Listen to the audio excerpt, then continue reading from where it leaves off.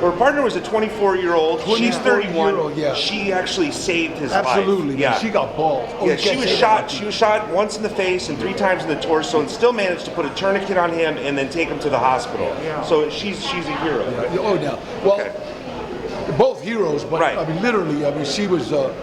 She's badass. Yeah. She got bigger balls than anybody I know. So this was last month. How is her condition now? She's better. They're both better. We fed her partner 2 weeks ago. She couldn't because she had her jaw wired. But, But we gave them, you know, they had a family gathering and we fed them, you know.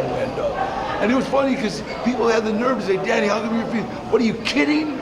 You know what I mean? It's like people don't understand, man. You know, we're all in this thing together. It's not like the police, Mexican, African American. It's not anymore, man. Yeah. First of all, we're fighting viruses now. We're not fighting a human being, right? And so we got to figure out how to weed out the bad. Yeah. You know what I mean? Let me ask you this: that ambush that took place last month in Compton was seemingly done in retaliation of Ahmaud Arbery, George Floyd, Breonna Taylor. What would you say to someone who's looking to incite violence upon law enforcement in the name of retaliation, of police brutality? Okay. Ambush is laying in wait and taking somebody's life. It's sad that we got some police officers that are not good people, you know. But even like the gangsters that mean something. I know that sounds. There are real gangsters out there. Right. They're upset because all that does is say, wait a minute, man. That's why the Mexican mafia tried to stop drive-bys, not because they're so community oriented, but because it brings heat.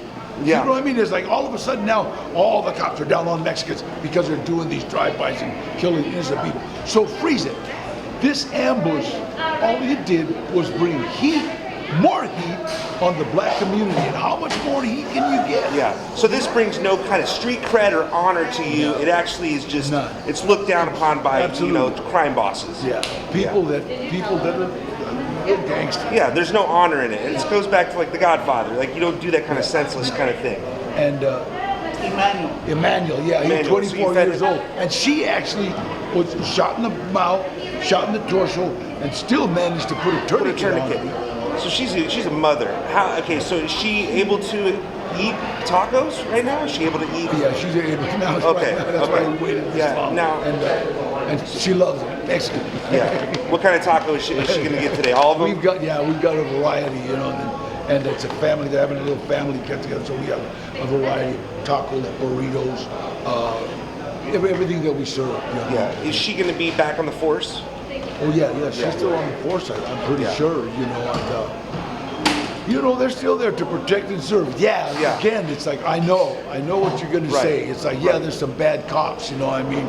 And, but, you know, when I was doing it all, I knew I had an ass whipping coming, you know what I mean? And I took it, you know what I mean? But, and for a couple of things I did, I probably had a killing coming, you know, by the grace of God.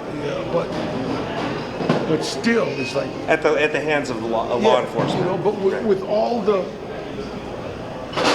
the stuff that I went through with the police, I still wouldn't lay an ambush on a mother and a 24-year-old. And you were a victim of this type of racial profiling. I went to prison for selling sugar. And you think it had something to do with it was systemic racial. Yeah, but still this is not the answer.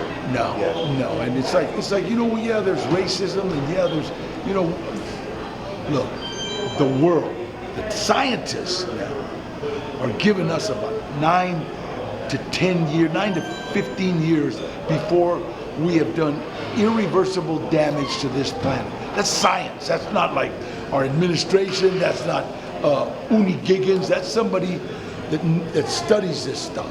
Yeah. Before we've done irreversible damage. So basically, right now we're all on the Titanic looking for a good seat. Yeah. You know what I mean? So if we don't get this thing together with law enforcement, with black, with brown, with white, with everybody, you know. Yeah.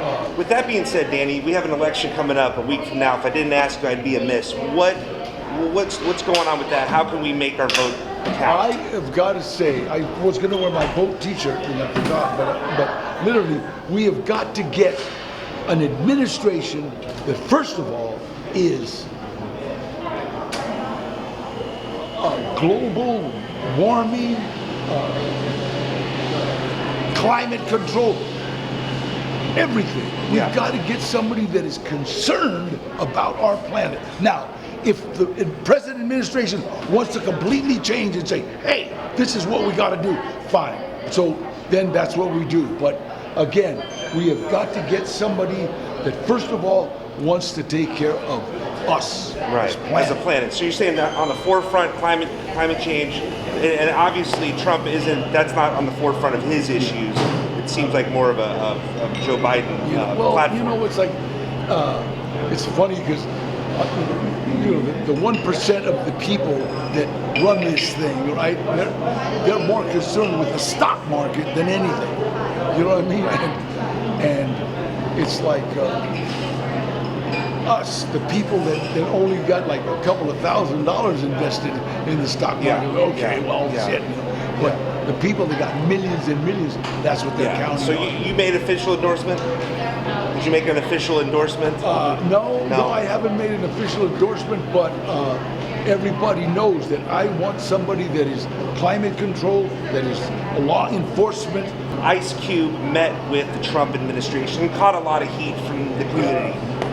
If Trump stays in office, would you meet with him on something about like criminal justice? Absolutely, you would. And you know, if he wants to listen. But the problem is that our administration hasn't been listening. They won't even listen to the scientists that are saying, "Hey, what is it? 5,000 people a day are dying." You know? Right. Yeah. And yet everybody keeps saying, "Well, we're just turning the corner." Because there's an awful wide 5,000 people a day corner. Yeah.